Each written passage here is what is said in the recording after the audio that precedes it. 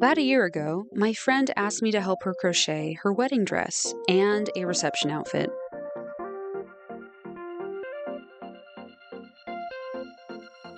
It seemed a little daunting, but possible. After talking about all the different style options, my friend Ada and I decided on kind of a whimsical Bridgerton flowery dress. We split it up into 3 parts: a bodysuit, pants, and the skirt that we'd sew. I took the 2 back panels that would have the zipper, the sleeves, pants, and all the flowers.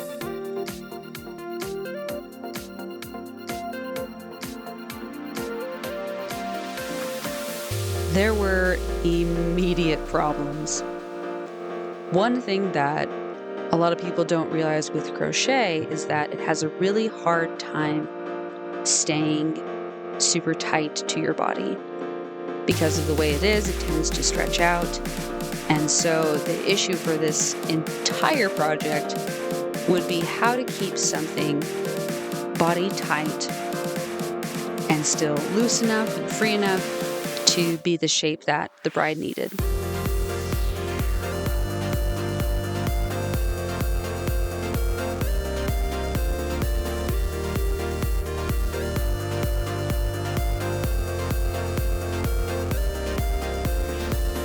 Shaping is an underratedly hard part of crochet clothing. I didn't get a lot of footage of doing the back panels. Those were easy enough since they were actually just squares. The sleeves had an hourglass shape, one I underestimated the difficulty of. The thing I kept coming back to. Reminder for those who don't know what frogging is. Frogging is pulling the little string and undoing all of your hard work. Time to remeasure, since I didn't do it the first time. Looks right.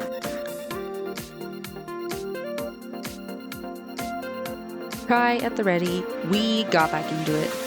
The top part of the sleeve measured out to about 18 inches and was supposed to taper in until reaching 10 inches, 13 in length until that point. You can faintly see the decreases on the side.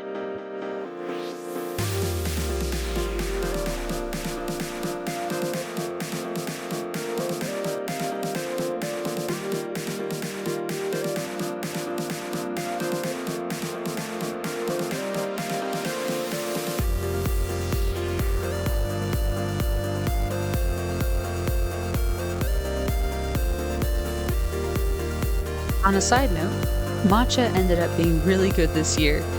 I'm surprised that I've really grown to love the grassy stuff. What you're not seeing on screen is that these crochet times are days apart throughout the week. Another obstacle I didn't factor in at the time because it's just a sleeve, right?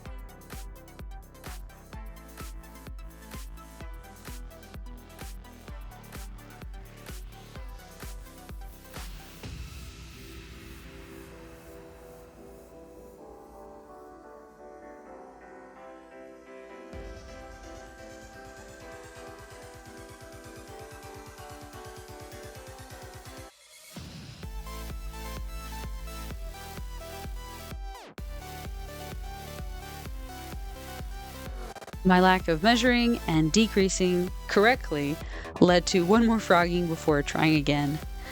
I decided to then get outside, measure this time, and enjoy the sunny day. The park I found was perfect, I brought out the trusty goldfish, and people watched while I created the hourglass shape I needed. Using the first sleeve as a reference, I immediately worked to make up lost time with the second sleeve.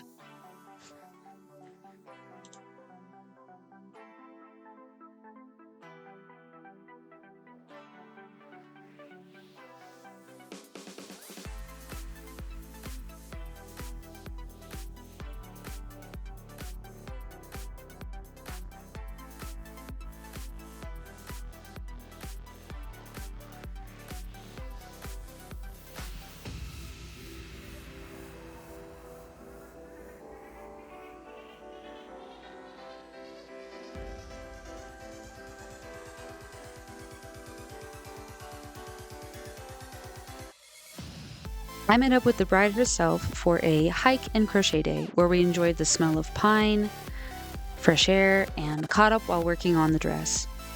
She told me that she was still working on the front part of the dress. We're about a few months in, and I'm rushing to get the other sleeve done, not to mention the pants or flowers. Okay, it's okay. We won't panic. This is my time to step up and take even more on my plate. There's already so much going on for the bride, and although my anxiety will continue to peak, can't let that stop me.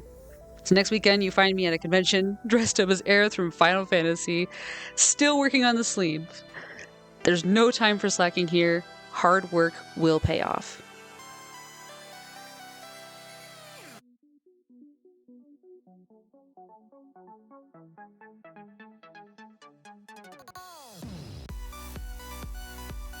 This time, I was way more prepared and got extra measurements from the bride. I knew all the normal ones and the awkward ones. Surprise, surprise, if you're making pants, you need to know measurements to and from your crotch area. Shame has to go out the window. Essentially, I'd be making a giant tube for the torso and butt section before splitting into the two pant legs. The pant legs would become bell bottoms at the end and taper into the knees.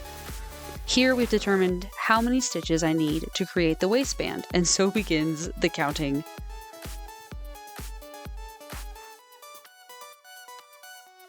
While creating the waistband for the pants, I also began working on the flowers. By my estimate, I decided to make around 200, with 3 different kinds of flowers and a set of vines as well. 50 sunflowers, 50 roses, 50 sakura flowers, and 50 vines. Roses went first since the pattern was beautiful, but also atrociously long. I wanted to take you through this pattern. You make a long line of petals, which then fold over each other in a spiral to create the rose shape. It's gorgeous, but I'm doing this with a small hook and each rose is quite big. So each one took me about 15 to 30 minutes. But still, we've only got months left. Let's make some flowers.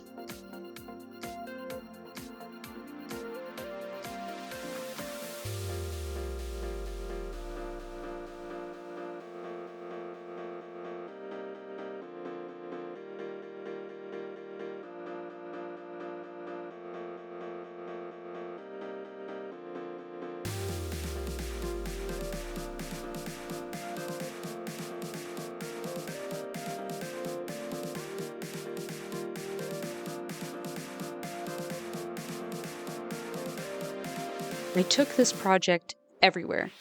Church, road trips, game nights, anywhere it couldn't get dirty, that's where it went.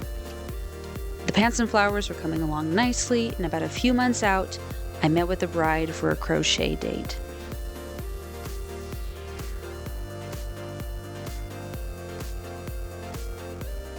During our meeting, we talked about doing a crochet skirt after all. She was super kind, and I'd argue, very brave for taking it on herself. The romper was basically finished, and she felt confident enough to go for it. We ended up figuring out an A-line skirt with a thin solid waistband to attach to the existing fabric skirt she already had. Mesh until a few inches off the floor, and if she had time, some patterning towards the bottom.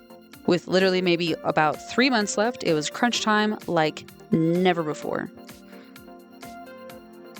The pants were a lot more straightforward than the sleeves, so I only redid the torso once before moving on to the rest of the leg and praying my hands could crochet faster.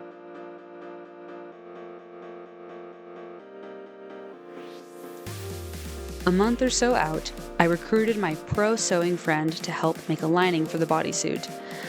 It was an idea my boyfriend had, which was genius. I'm sad I didn't think of it sooner. One day, while we were all working together, I caught this great moment. Why frog something when you've got a perfectly good drill available?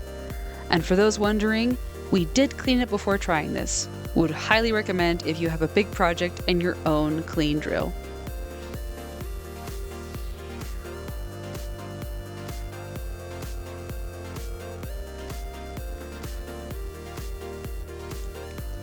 The last couple of weeks before the wedding, we figured out the layout for the flowers, and I recruited my boyfriend to help sew on every single flower and vine on the pants.